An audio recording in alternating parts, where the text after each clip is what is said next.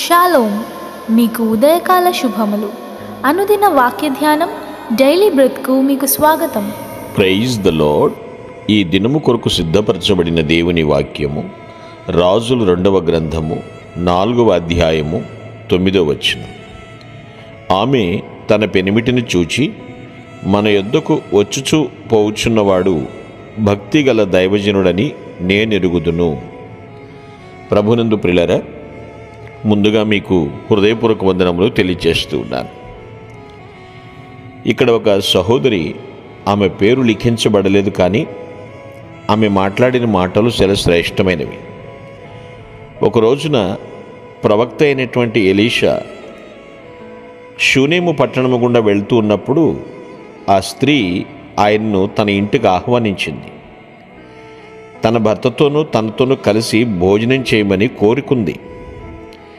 ఇక్కడ మనకు ఆమె పేరు చెప్పబడలేదు, కానీ ఆమె ఒక ప్రసిద్ధిగాంచినటువంటి స్త్రీ, ఘనురాలైన స్త్రీ అని 8వ వచనంలో రాయబడింది. అయితే ఆ తర్వాత ఎలీషా ప్రవక్త ఆ మార్గంలో ఎప్పుడొచ్చినా సరే, దయచేసి ఇక్కడ ఆగండి, మా ఆతిథ్యం స్వీకరించండి అని కోరుకుంది. ఎందుకని ఎలాగూ మనం పరిశీలిస్తే, ఆమె ఎలీషా జీవితంలోని ఆధ్యాత్మిక లోతులను గుర్తించగలిగిన వివేచన ఆమె కలిగి ఉందండి.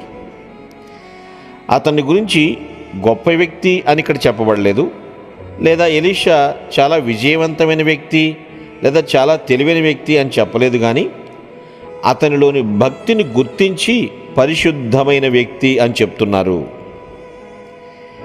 అదేంటి, అద్భుతాలు చేయలేదా ఎలీషా? చేశారు. చక్కని బోధలు చేయలేదా? చేశారు. ఎలీషా చేసిన అద్భుతాల కంటే, ఆయన బోధల కంటే ఎక్కువగా అతని జీవిత విధానం ఉందో చూశారు. అది ఆ గనురాలైనటువంటి స్త్రీని ఆకట్టుకుందండి.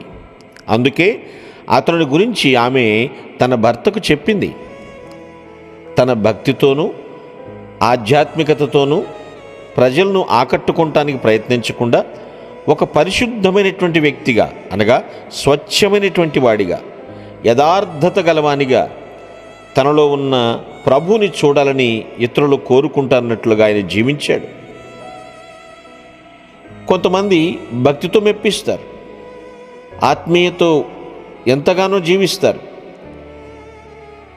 అనేక విధాలుగా ప్రజలను ఆకర్షిస్తారు. కానీ క్యారెక్టర్ ఈజ్ మోస్ట్ ఇంపార్టెంట్ కదా, పరిశుద్ధత కదా, యథార్థత కదా.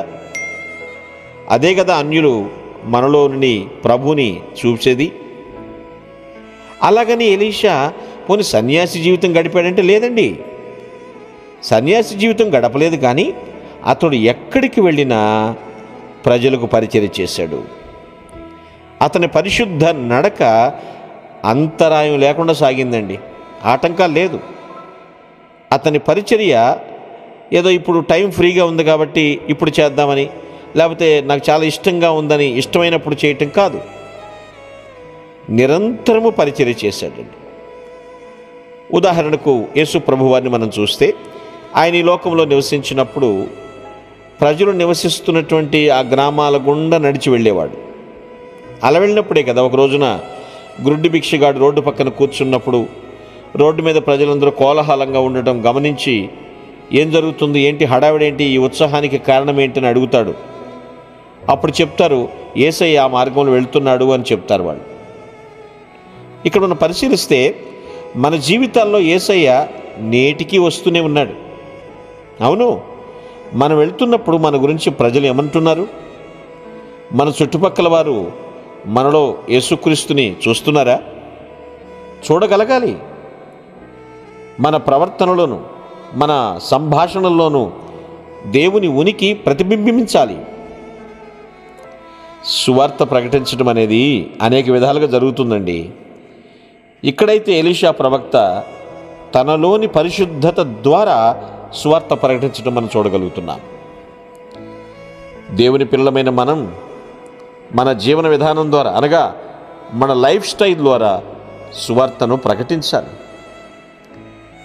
నువ్వు ఒక వ్యక్తివే, కానీ నీలోని భక్తి బయటికి రావాలి.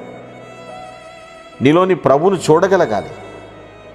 నీ గురించి కానీ నీ పేరెత్తి గురించి కానీ మాట్లాడటం కాకుండా నీలో ఉన్న ప్రభు గురించి మాట్లాడినప్పుడు అది సరైన భక్తిగా దేవుడు అభివర్ణిస్తాడు. అట్టి భక్తి చేసి ప్రభు సన్నిధిలో ఘనమైన సాక్షులుగా జీవించుదుముగాక. మీ కొరకు ప్రార్థించుటకు మేమెల్లప్పుడూ సిద్ధం. Praise the lord. ప్రభు నామమున మీ అందరికీ వందనములు. ఈ మా సందేశముల ద్వారా మీరు ఆశీర్వదింపబడినట్లయితే మీ తోటి వారికి షేర్ చేసి దేవుని రాజ్య సువార్తలో మీరు కూడా పాలుభాగస్తులు కావాలని ఆశిస్తున్నాం. మొదటిసారిగా ఈ ఛానల్ను చూస్తున్నట్లయితే మా ఛానల్ను సబ్స్క్రైబ్ చేయండి. వీడియోలు నోటిఫికేషన్ రూపంలో పొందుటకు బెల్ బటన్ని ప్రెస్ చేయండి. God bless you.